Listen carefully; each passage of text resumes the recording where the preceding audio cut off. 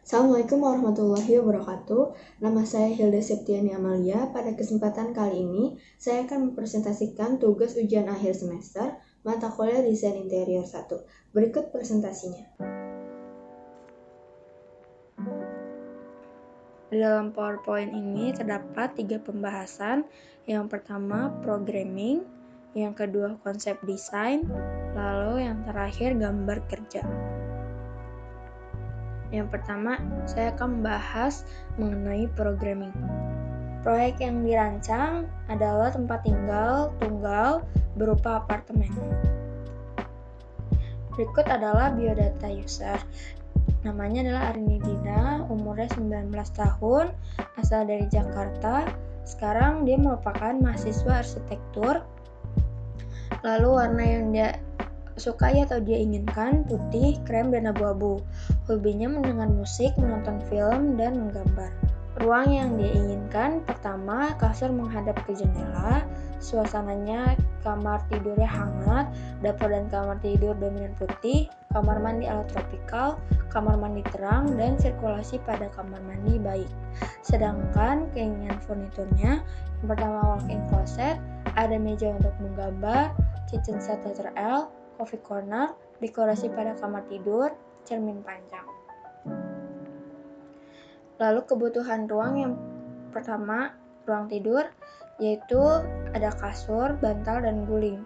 Yang kedua, area berpakaian, lemari pakaian, cermin, dan tempat merias. Yang ketiga, dapur dan ruang makan, kitchen set, kursi dan meja makan, kulkas. Yang keempat, kamar mandi, shower, toilet duduk, wastafel, cermin, storage, gantungan handuk. Yang kelima, ruang belajar dan hobi, kebutuhannya ada meja kerja, rak buku, storage, kursi movable. Yang keenam, corner, ada rak sepatu, tempat payung, dan tempat alat bersih-bersih. Ini merupakan jadwal kegiatan dari klien. Yang pertama, bangun tidur, setelah itu melaksanakan sholat subuh, setelah itu bersantai atau rebahan, bersiap-siap ke kampus, lalu ke kampus, setelah pulang dari kampus, beristirahat, sholat dan makan, lalu bersih-bersih, lalu sholat dan mengaji, sehabis itu masak untuk makan malam, lalu makan malam, mengerjakan tugas, dan yang terakhir tidur. Ini merupakan skema aktivitas pengguna. Jadi terdapat ruangan-ruangan yang klien pakai saat melaksanakan kegiatan sehari-harinya. Terdapat kamar tidur, kamar mandi, lalu corner, ruang makan, area belajar, dan dapur, serta area sholat. Berdasarkan skema tadi, dibuat pola aktivitas dalam ruang menjadi seperti ini.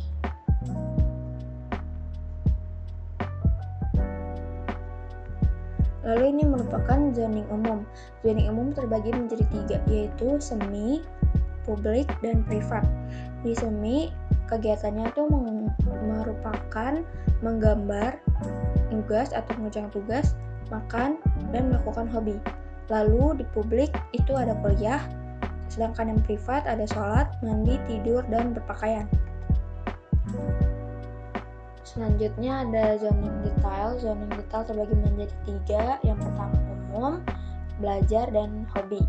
Di umum, yang pertama ada bangun tidur, berpakaian, mandi, wudhu, dan makan.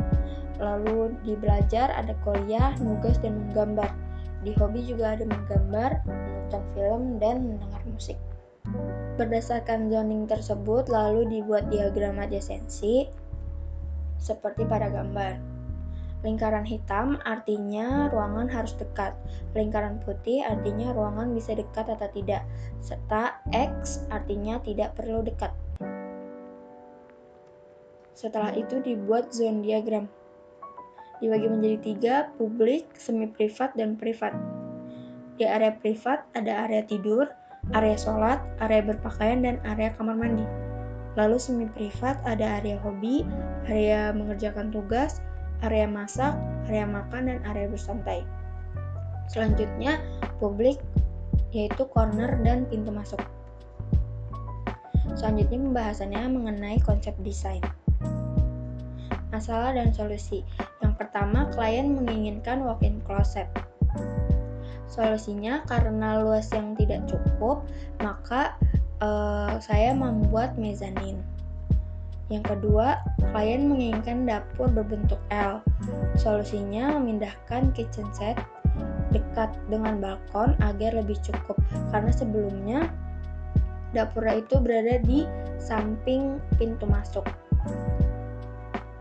Selanjutnya ada unsur pembentuk ruang. Konsep umumnya menciptakan kesan ruang yang luas, lega, nyaman, dan hangat melalui pemilihan warna dan bahan yang sesuai dengan karakter dan fungsi ruang. Yang pertama ada dinding.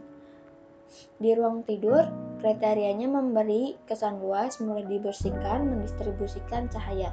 Jenis material yang digunakan, dinding finishing cat. Spesifikasinya warna putih. Lalu di dapur juga sama kriterianya, jenis material yang digunakan backsplash subwall tile ukuran 10x20. Spesifikasinya cat warna putih sama seperti ruang tidur dengan backsplash warna putih juga.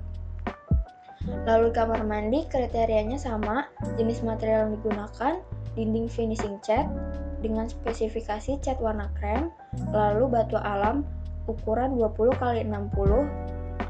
Spesifikasinya batu alam bagian shower berwarna putih marble. Selanjutnya unsur pembentuk ruang yaitu lantai. Di kamar mandi kriterianya memberi kesan luas, tidak licin, dan mudah dibersihkan. Jenis material yang digunakan keramik. Spesifikasinya ada dua, yang pertama batu alam andesit ukuran 30x30 contoh sentro, dan pada shower room keramik motif waffle putih ukuran 25x25 contoh C impresso. Pada kamar tidur, kriterianya memberi kesan hangat dan nyaman. Jenis material yang digunakan parket. Spesifikasinya vinyl motif kayu ukuran 95x18 contohnya Elmar. Pada area dapur dan area makan memberi kesan luas dan tidak sumpek. Jenis material digunakan keramik. Spesifikasinya granite tile broken white ukuran 60x60 X Garuda.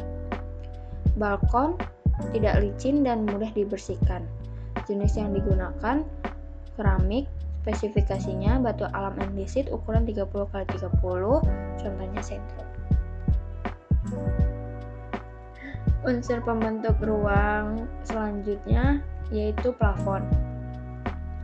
Yang pertama, pada kamar mandi kriterianya memberikan kesan natural dan tidak pengap. Jenis material yang digunakan gypsum board bagian shower room kayu bengkirai. Spesifikasinya gypsum board finishing cat putih, lalu kayu bengkirainya finishing wood stain clear doff. Ruang lainnya memberikan kesan luas dan terasa nyaman menggunakan gypsum board dengan profil gypsum. Spesifikasinya gypsum board finishing cat warna putih, lalu profil gypsumnya spesifikasinya warna abu-abu. Selanjutnya ada unsur pengisi ruang yaitu furnitur. Pada ruang tidur terdapat kasur di atas mezanin. Material mezanin kayu jati finishing clear coat doff. Lalu ruang belajar ada meja belajar dengan material kayu jati finishing clear coat doff juga. Ruang belajar ada kursi belajar, busa, dan kulit sintetis putih. Lalu kursi rak buku multiplex, finishing stain doff dan busa. Walk-in closet ada lemari baju, multiplex, finishing stain doff. Lalu area corner, lemari mesin cuci, dan lemari alat bersih-bersih. Materialnya multiplex dengan finishing HPL doff cream. Ruang makan, meja makan, dan kursi makan. Materialnya kayu jati finishing clear coat. Selanjutnya ada sistem tata kondisi. Yang pertama pencahayaan. Pencahayaannya memanfaatkan bukaan pada siang hari dengan maksimal agar menghemat energi. Yang kedua penghawaan. Memanfaatkan pencahayaan alami yaitu cross ventilasi, lalu pemakaian AC dengan ditutupnya lubang ventilasi saat musim panas atau udara yang panas. Selanjutnya, akustik. Pada ruangan tidak menggunakan bahan akustik yang khusus, namun material-material yang digunakan memiliki permukaan pemantul suara. Lalu sistem keamanan menggunakan sistem keamanan setempat seperti kunci pintu, slot, dan lubang intai. Sistem keselamatannya yang digunakan adalah alarm kebakaran otomatis yang berbasis sensor dan diletakkan di area yang memungkinkan menimbulkan asap atau api. Berikutnya adalah konsep desainnya. Yang pertama, mezanin. Di atasnya ada kasur tidur, yang di bawahnya ada walk-in closet. Lalu lantai. Selanjutnya plafonnya menggunakan drop ceiling dengan profil gypsum dan dinding. Berikut merupakan gambar kerja. Ini merupakan dana existingnya. Luasnya 450 dikali 450. Ini merupakan layout yang pertama. Ini layout yang kedua. Di atas mezanin terdapat area tidur. Lalu ini merupakan denah pola lantai yang pertama. Pada ruang tidur menggunakan vinyl motif kayu. Lalu pada kamar mandi ada batu alam andesit dan keramik motif warna putih. Lalu balkon juga menggunakan batu alam andesit. Di dapur memakai granita broken white. Ini merupakan reflective ceiling dan electrical plant. Pada area tidur menggunakan drop ceiling dengan kayu bengkirai finishing wood stain cleared off. Dan pada kamar mandi juga menggunakan kayu bengkirai. Area lainnya menggunakan gypsum board dengan finishing cat putih, dilengkapi dengan profil gypsum yang berwarna abu-abu. Ini merupakan potongan aksen memperlihatkan kamar mandi dan ruang tidur dengan drop ceiling. Pada drop ceiling terdapat strip LED 14 watt, warm light, dan AC split type kaset. Dengan drop ceilingnya menggunakan kayu bengkirai. Lalu pada kamar mandinya terlihat pada shower roomnya batu alam dan dinding cat krem, serta plafonnya yaitu kayu bengkirai. Selanjutnya ada potongan BB, terlihat area belajar dan juga dapur.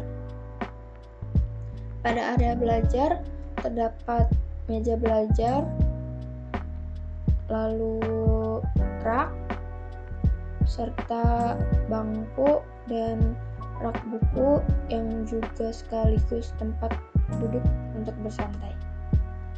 Terlihat juga drop ceiling dan juga jendela pada area belajar. Selanjutnya ada dapur.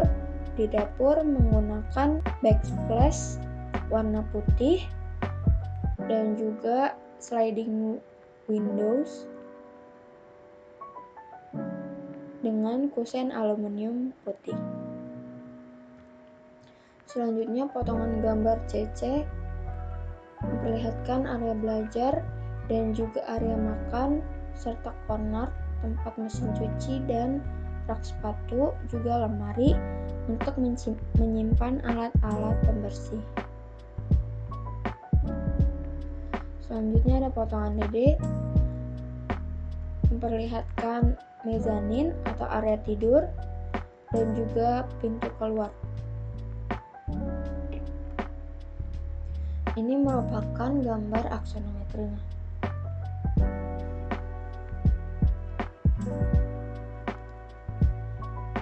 Ini merupakan gambar perspektif pada area tidur, pada area dapur dan area makan, dan kamar mandi. Selanjutnya daftar furnitur. Yang pertama ada meja belajar, ada rak yang nama rak Kohlberg, lalu kursi makan, lemari alat bersih, serta meja makan. Lalu kursi belajar, lemari baju, lemari mesin cuci, kabinet sink, wall shelf, dan kursi rak buku. Ini merupakan detail furnitur meja belajar. Jadi meja belajar ini tingginya bisa disesuaikan dengan kemauan klien. Selanjutnya ada detail furnitur lemari mesin cuci. Jadi ada rak yang bisa ditarik itu untuk menaruh ember atau bak tempat baju agar lebih mudah dan tidak terlalu tinggi saat memasukkan ke mesin cucinya. Selanjutnya ada detail konstruksi. Yang pertama detail drop ceiling dengan skala 1:2. Pada drop ceiling terdapat strip LED 14 watt warm white, lalu terlihat kayu bengkirai finishing wood stain clear doff, dan juga gypsum board 9 mm dengan finishing cat putih, dan juga terlihat hollow 4x4. Pada drop ceiling diturunkan sekitar 15 cm. Selanjutnya ada detail mezanin ke tembok skala 1:1. Terlihat pada lantai mezanin itu menggunakan kayu solid jati, yang di bawahnya itu terdapat baja ringan kanal C yang direkatkan ke tembok menggunakan Dynabolt M10. Terakhir merupakan skema warna pada ruangan-ruangan milik apartemen klien.